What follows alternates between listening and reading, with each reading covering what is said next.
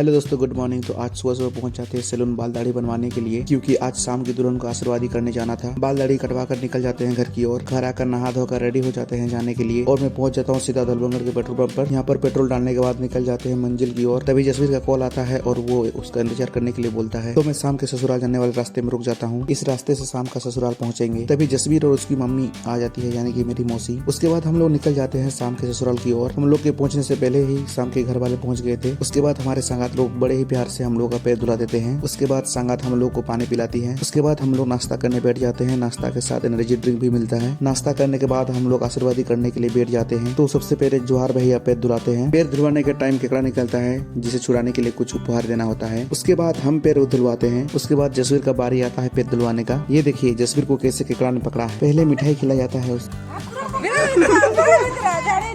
से भी कुछ काम नहीं बनता है। कुछ उपहार देने के बाद केकड़ा छोड़ देता है। फिर बारी बारी सब कोई पैर धुलवाते हैं और उपहार देते हैं। पैर धुलवाने के बाद अब बारी आती है आरती करने की। सबसे पहले छोटी दीदी आरती करती है।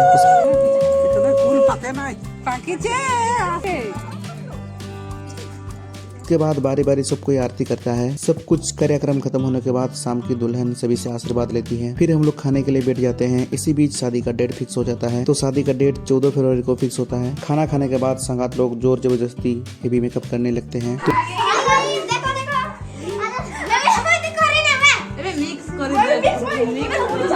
तो दोस्तों ये रहा हम लोगों का मेकअप लुक।